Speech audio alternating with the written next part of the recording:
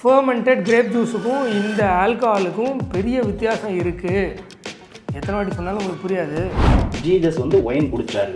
அப்போது கிறிஸ்துவம் குடிய கிறிஸ்துவம் வந்து ஆல்கஹாலை அக்செப்ட் பண்ணுதா? திராட்சரசம் பருகிறதும் மதுபான பிரியரும் வேற அப்படின்றத வசன ஆதாரத்தோட சொல்லுவேன்.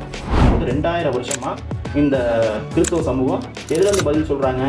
இது ஒன்று தான் அவருடைய வார்த்தையை நம்பி படிச்சுட்டு இருக்கேன். எனக்கு தெரிஞ்சு கிறிஸ்தவர்கள் நான் பார்த்த எல்லாருமே இது ஒன்று தான் சொல்லுவாங்க.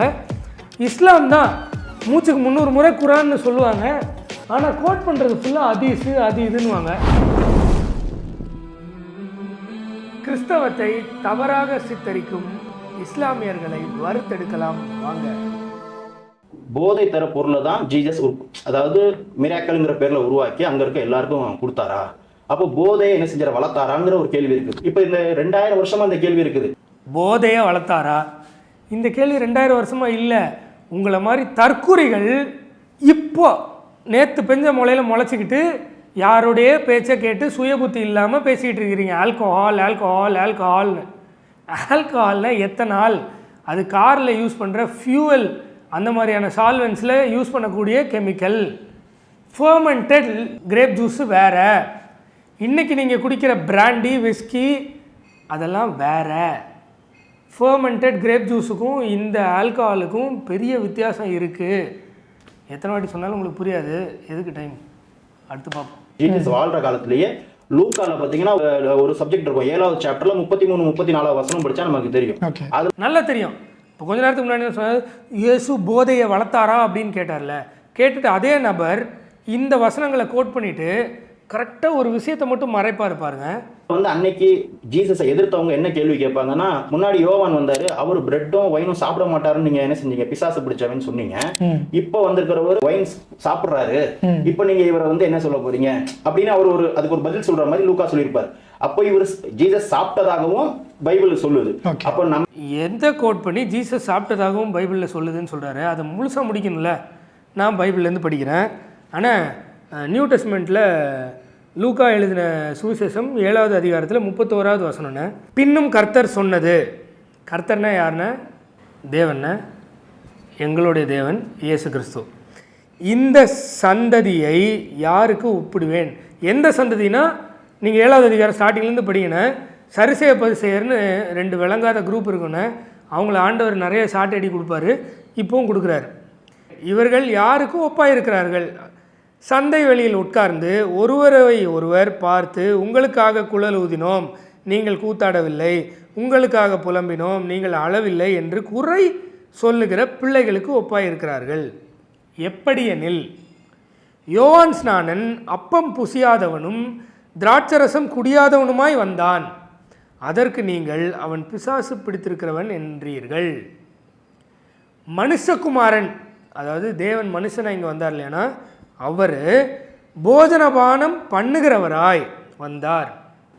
இப்போ யோவான் ஸ்நானன் புசியாமலும் குடியாமலும் இருந்தான்னா, இவர் போஜனபானம் பண்ணுகிறவராய் வந்தார்னா, நீங்கள் உடனே அவர் சாப்பிடாமலே உயிர் வாழ்ந்தார், இவர் சாப்பிட்றவர்னு இல்லை. நிறைய இருக்குண்ணே. நசரேய விரதம் இதெல்லாம் நிறைய நீங்கள் படிச்சிங்கன்னா தெரியும். உங்களுக்கு எங்கே அதெல்லாம் படிக்கிற ஐடியாவே இல்லை. எவனோ ஏதோ சொல்லுவான், வசனத்தை எடுத்து பேசின அவள் தானே. மனுஷகுமாரன் போஜனபானம் பண்ணுகிறவராய் வந்தார், அதற்கு நீங்கள் இதோ போஜன பிரியனும் மதுபான பிரியனுமான மனுஷன், ஆயக்காரரும், அதோட முடிக்கல அந்த வசனம், ஆயக்காரருக்கும் பாவிகளுக்கும் சிநேகிதன் என்கிறீர்கள். ஏன்னா ஆண்டவர் பாவிகளோடு பேசினார், பாவத்தை போக்குனார், அவங்க பாவத்தை மன்னிச்சார். பாவத்தை மன்னிக்கிற அதிகாரம் கடவுளுக்கு மட்டும்தான் இருக்குது. பாவங்களை மன்னிச்சார், எல்லாம் செஞ்சார். இது அந்த பரிசேய சதுசேயருக்கு பிடிக்கல. அதனால இப்படி ஒரு குற்றச்சாட்டாக வச்சாங்க. அந்த குற்றச்சாட்டை ஆண்டவர் ஏற்றுக்கிட்டாரா பாப்பமா? ஆனாலும் அடுத்த வசனம், ஆனாலும் ஞானமானது அதன் பிள்ளைகள் எல்லாராலும் நீதி உள்ளதென்று ஒப்புக்கொள்ளப்படும் என்றார். அவருடைய பிள்ளைங்க நாங்கள் தெளிவாக சொல்கிறேன்னு, அவருடைய வார்த்தையில் தெளிவாக இருக்குது. அவர் மதுபான பிரியர் அல்ல அப்படின்னு சொல்கிறது தான் அந்த வசனமே. சரியா? மதுபான பிரியர் அல்ல, ஆனால் அவர் திராட்சரசம் பருகினார். திராட்சரசம் பருகிறதும் மதுபான பிரியரும் வேற அப்படின்றத வசன ஆதாரத்தோடு சொல்லுவேன். அப்பவும் அது ஒயினஸ்ங்கிற வார்த்தை தான் வருது. அப்போ இதுல என்ன நமக்கு விளங்க முடியுதுன்னா, ஜீசஸ் வந்து ஒயின் குடிச்சாரு. அப்போ கிறிஸ்துவம் குடிய கிறிஸ்துவம் வந்து ஆல்கஹாலை அக்செப்ட் பண்ணுதா? கிறிஸ்தவம் குடிய ஆல்கஹாலை அக்செப்ட் பண்ணுதா? ஏன்னா ஆல்கஹாலுக்கே போகிறீங்க, உங்கள் புத்தி ஃபுல்லாக அதுலேயே இருக்கும்ல. நமக்கு விஸ்கி பிராண்டி ஆல்கஹால் வேணும், அங்கே நித்தியத்தில் போய் ஆல்கஹால் குடிக்கணும், அதுக்காக நான் இங்கே குடிக்காமல் இருக்கணும், அப்படியா இருக்கும் உங்கள் எண்ணம்லாம். ஜீசஸ் வந்து அன்னைக்கு இருந்த மக்களுக்கெல்லாம் சாராயத்தை தான் கொடுத்தாரா அப்படின்னு ஒரு கேள்வி இருக்கும்போது 2000 வருஷமா இந்த கிறிஸ்தவ சமூகம் எதுலேருந்து பதில் சொல்கிறாங்க? ஏலேருந்து பதில் சொல்லுவாங்க, இந்த பைபிள்லேருந்து தான் சொல்லுவாங்க. பதில் சொல்லிட்டா பார்க்குறீங்களா? மதுபான பிரியர் அப்படின்னு சொல்கிறதும் வெறி கொள்றதுக்கும் சொல்கிறதும் திராட்சரசம் பருகிறதும் வேற. திராட்சரசம் பருகிறதை வேதம் அனுமதிக்கவே இல்லை, தடை, அது பாவம்னு எங்கேயாவது கடவுள் சொன்னாரா? இல்லவே இல்லை. பார்த்துருவோமா கடவுள் எங்கெல்லாம் அனுமதிச்சாருன்னு பார்ப்போமா? பிரசங்கி 9:7, நீ போய் உன் ஆகாரத்தை சந்தோஷத்துடன் புசித்து உன் திராட்சரசத்தை மனமகிழ்ச்சியுடன் குடி அப்படின்னு சொல்கிறாங்க. தேவன் உன் கிரியைகளை அங்கீகாரம் பண்ணி இருக்கிறார்.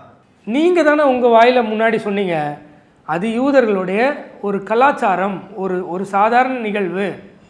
அதுதான் இங்கேயும் இருக்குது, குடின்னு தான் சொல்கிறாங்க. திராட்சரசம் நீங்கள் சொல்கிற போதை பொருள் இல்லை, கஞ்சாபின் மாதிரி, சரியா?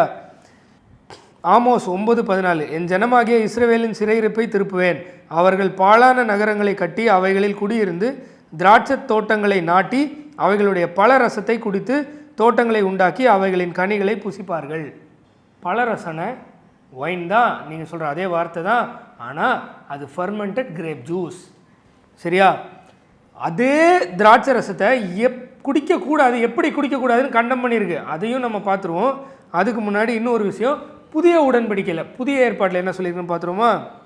1 தீமோத்தேயு 5:23, நீ இனிமேல் தண்ணீர் மாத்திரம் குடியாமல் உன் வயிற்றிற்காகவும் கட் அப்படின்னு சொல்லுவாங்க. இப்போ ஃபுல்லாக கட்டுக்கு நல்லது, கட்டுக்கு இது நல்லதுன்னு சொல்லுவாங்கண்ணே, உங்களுக்கு தெரியுமான்னு தெரில, நமக்கு வயரில் உள்ள குடலுக்கு நல்லது அப்படின்னு சொல்லுவாங்க. அதுதான் இங்கே மீன் பண்ணுறாங்க.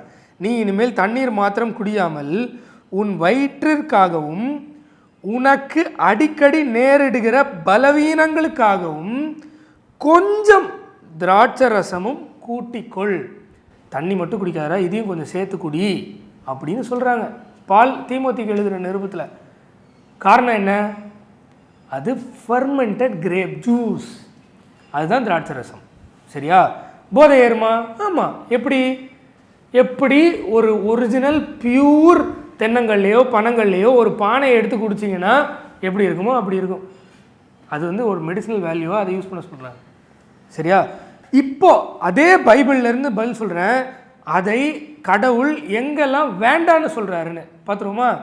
தீத்து 2:3, முதிர் வயதுள்ள ஸ்திரீகளும் அப்படியே பரிசுத்தத்துக்கு ஏற்ற விதமாய் நடக்கிறவர்களும் அவதூறு பண்ணாதவர்களும் மதுபானத்துக்கு அடிமைப்படாதவர்களுமாய் இருக்கவும் புத்தி சொல்லுன்னு சொல்கிறாங்க.